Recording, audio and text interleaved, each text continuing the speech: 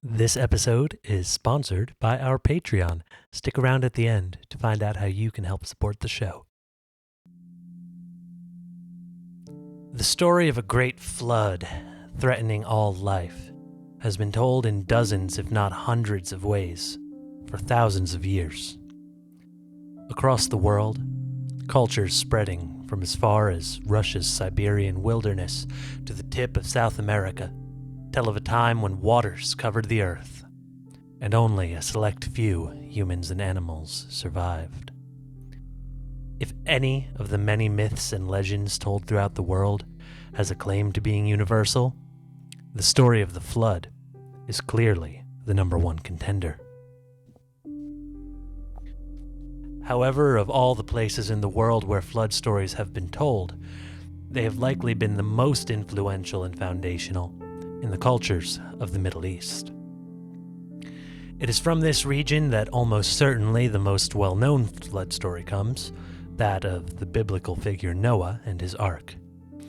But neighboring the ancient Israelites, a number of the oldest stories have come from Sumeria, the area between the Tigris and Euphrates rivers in modern-day Iraq. The most famous among these stories, the Epic of Gilgamesh, actually contains one of the earliest examples of a great flood story. Comparing the biblical story and the story from the Epic of Gilgamesh, one is able to discover striking similarities and sharp differences, telling the stories of two men who searched for meaning amidst the chaotic confusion of a murky, fog-covered, and flooded world. Each ancient story on its own provides a guideline for how one ought to find meaning in an all too often tragic world. When read together, however, these two ancient flood stories provide even greater answers for how to balance the earthly life and the life of the spirit. My name is Sean. Welcome to Mythos and Logos. Almost certainly the most well-known flood story in the world is that of Noah and his ark. Shared by Jews, Christians, and Muslims, it is one of the earliest stories in the Bible, taking place not long after humanity's fall from grace. It is set in a time when men are giants on earth, like the heroes in stories of old. However, while the accomplishments of these men are great, they use their strengths only for worldly gain through destructive means. As humanity becomes more focused on temporary, earthly gain, they unwittingly force out the eternal, beyond earthly aspects of life, with consequences. And Yahweh said, "My spirit shall not abide with humankind forever, in that he is also flesh, and his days shall be numbered 120 years. The earlier departing spirit, and thereby greatly shortened lifespans of men, who were previously, by the way, told to live past 800 years, symbolize the decay of the world as humanity grows farther from its original natural state. As a result of focusing only on earthly things, it is not only human lives that begin to collapse, but human societies as well. It is told that Noah alone was a righteous man who walked with God. Walking with God, peculiar word choice, in the language of the Bible is often explained as a surrender of one's will to instead live a life fulfillingly centered upon truth, goodness, and love.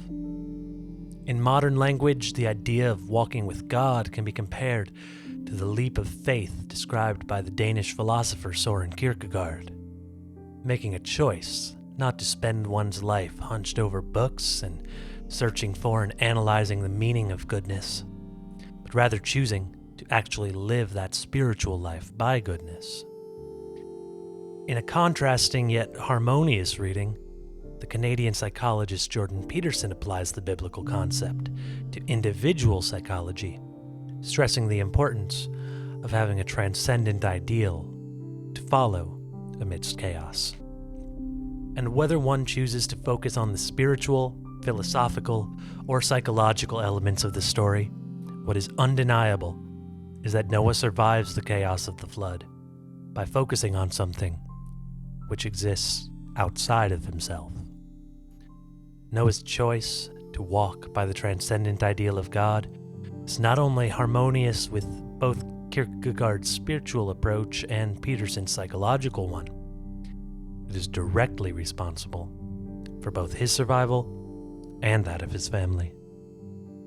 As a result of his walking with God, Noah has not only chosen to lead his family through the flood, but has given instructions on how to ensure humanity's survival. By following the instructions given to him, Noah puts his belief into action and creates the beacon of order in a chaotic world. Indeed, when the flood comes, outside the ark, all of creation is indistinguishable, as the meaningful order set forth by God in the beginning becomes a formless swirl of meaningless matter. The flood, then, is a state of absolute confusion in which, outside the ark constructed by Noah, no true foundation can exist. And one will see soon, in the ancient story of Gilgamesh, how this imagery symbolizes far more than only water.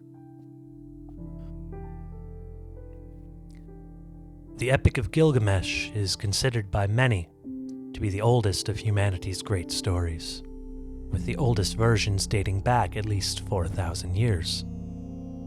Its hero, named Gilgamesh, is a king strikingly similar. Its hero, named, you guessed it, Gilgamesh, is a king strikingly similar to the giants in the earth discussed in Genesis. Also, like those mysterious ancient men, Gilgamesh is driven by his selfish desires and becomes a tyrant in ruling his domain, taking each young man into his army and taking each young woman into his bed on the night before her wedding. Gilgamesh is said to be 2 parts god and 1 part man, and as the king of Uruk, he uses his authority to only further inflate his self-image.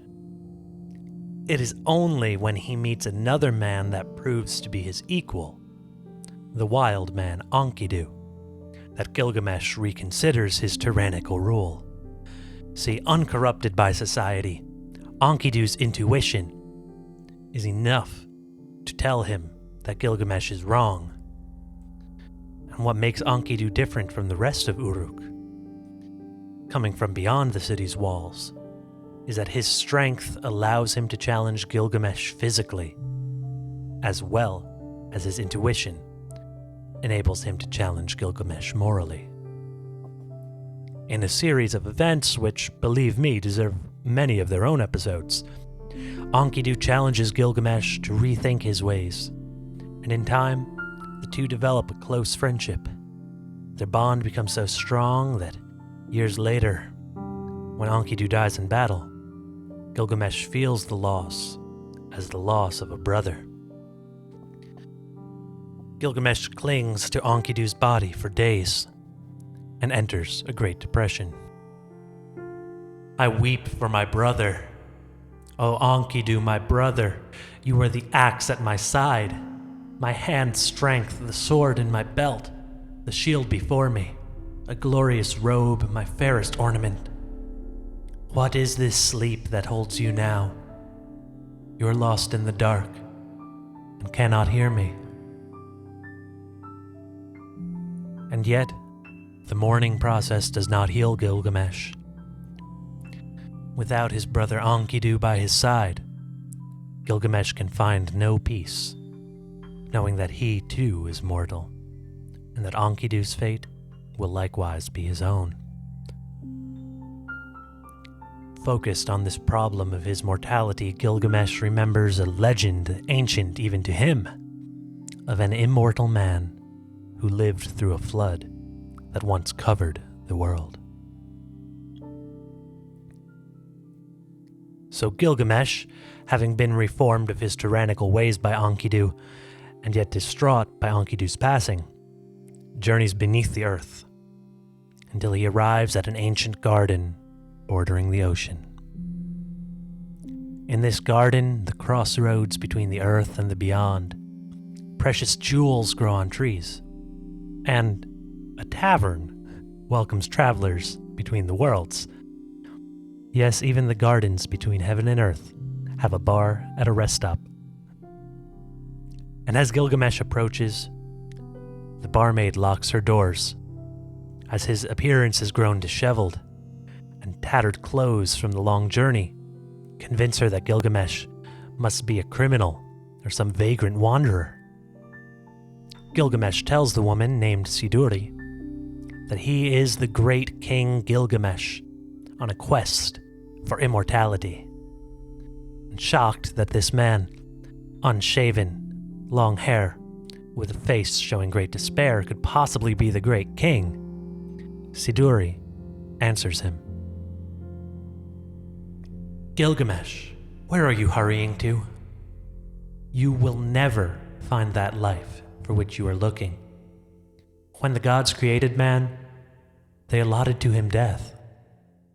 So Gilgamesh, fill your belly with good things, day and night and day, dance and be merry, feast and rejoice.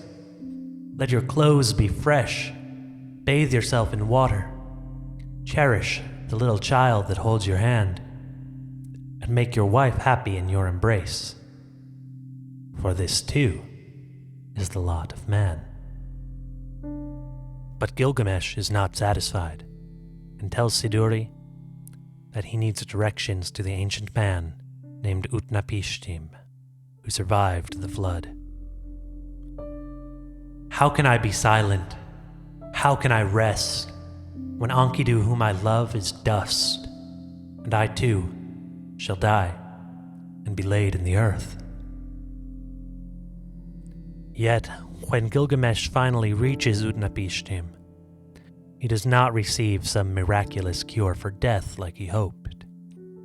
Perhaps, Utnapishtim says, human life is like a house which will one day crumble to dust. Or perhaps it's like an insect which must shed the skin of its previous life in order to move on to something greater. Either way, Utnapishtim tells Gilgamesh, he should take Siduri's advice and make the most of his life on Earth, because he cannot expect to live forever. To explain this to Gilgamesh, he tells his own story of surviving the Great Flood. Utnapishtim tells Gilgamesh how, in a dream, he saw an argument between the gods. In the dream, the god of thunderstorms, Enlil, convinces the other gods to end life on Earth, arguing that humans have become proud and overpopulated the Earth so much that the gods can no longer sleep. Enlil is persuasive to all of the gods save for one, Ea, the god of peaceful waters. Rather than challenge Enlil directly, Ea sends the dream to Utnapishtim to warn him that Enlil will use his power over storms to flood the earth. Ea gives Utnapishtim detailed instructions to build an ark, to carry 2 of each animal on it, so that life may survive the storm. Now, it may be tempting to skip ahead thinking that you've heard this before. Rains falls, waters rise, the ark finds land. But trust me, what makes these stories worth telling side by side is the way that each man's outlook on life is changed.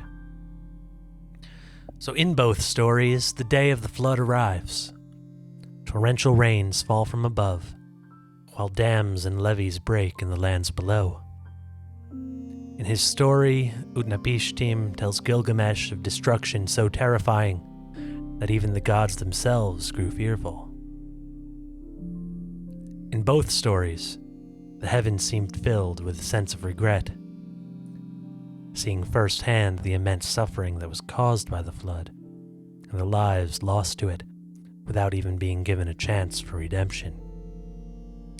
In the biblical story, God enters a covenant with Noah, promising to never again cause so much destruction. And likewise, at the end of the Gilgamesh flood story, Ea, who warned Utnapishtim of the flood, addresses the gods, convincing them to instead punish humans in small ways, so that they can grow from suffering, rather than be completely overcome by it. Turns out, as noisy as we are, even the most stubborn gods agree with Ea that the world is better with humans in it. And as thanks to the man who helped save the earth, Utnapishtim is gifted immortality, and it is made clear that no other man will ever be given this privilege. So where the two stories are quite different, however, is the reaction of each man, that being Noah, and not Utnapishtim, but Gilgamesh's reaction upon hearing it. Returning to Noah's story, when the floodwaters subside, the pairs of light and darkness, sea and sky, land and water, once again are made distinct. Likewise, the colors of each light are distinct in the symbol of the rainbow which is gifted to him. And honoring the God that he's seen destroy and rebuild the world, Noah, upon landing, makes sacrifices. In doing this, he offers the creations of the world back up to their creator, the source of their meaning. This is because Noah is able to see the problem with society before the flood was a focus only on the here and now, with no regard to transcendent values. That is to say, the society around Noah was entirely convinced that it was the source of all meaning.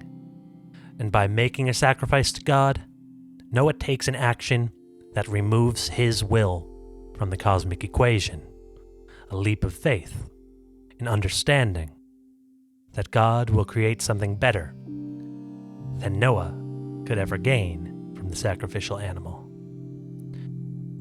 Noah's new world becomes better than the old one, and he finds purpose in not bending the world to his own will, but rather in serving a greater force.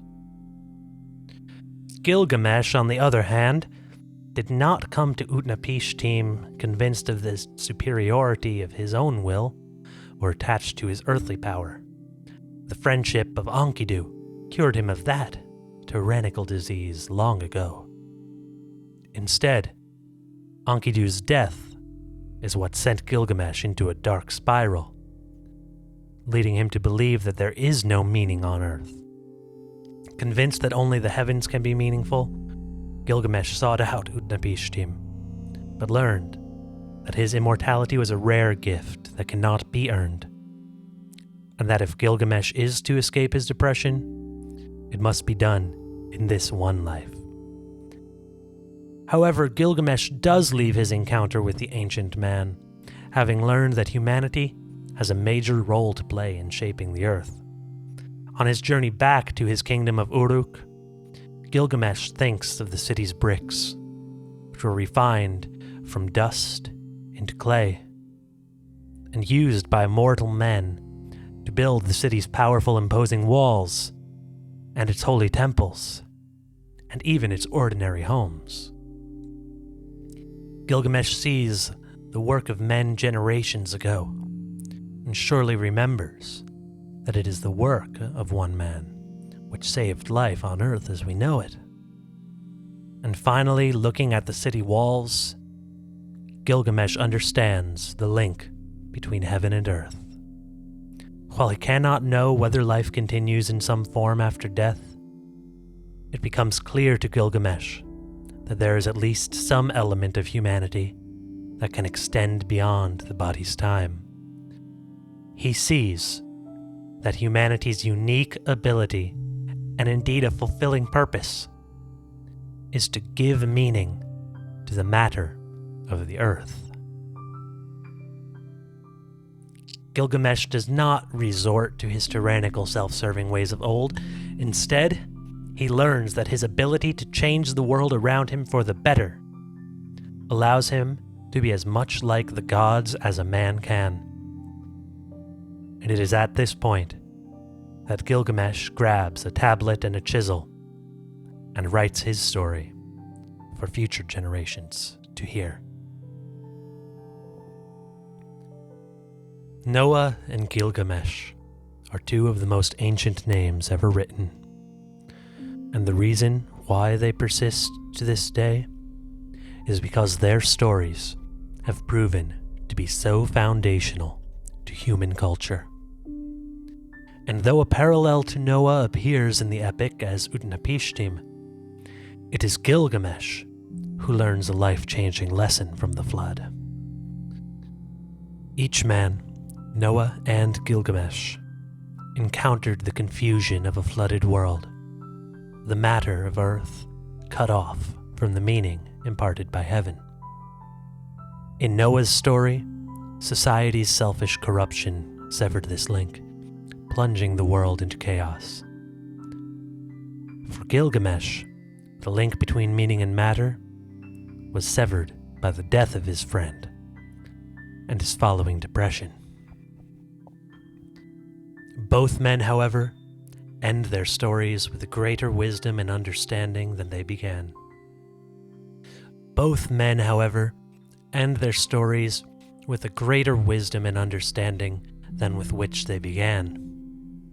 Noah, in preparing sacrifices, recognizes what his society couldn't, that he must surrender his desires and trust in something greater than himself, by offering the matter of creation back up to the source of its meaning.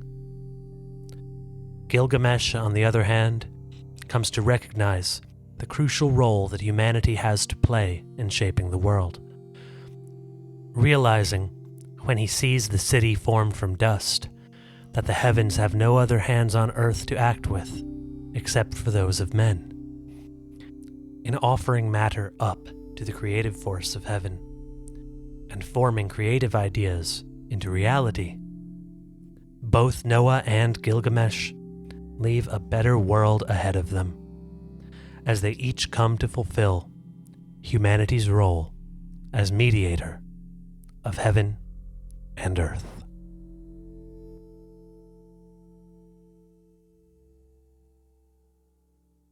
Sean here, very quickly, happy to announce that we have our own Patreon site live. It is launching at the time this video launches, so we are in the race for our very first patron to help us out.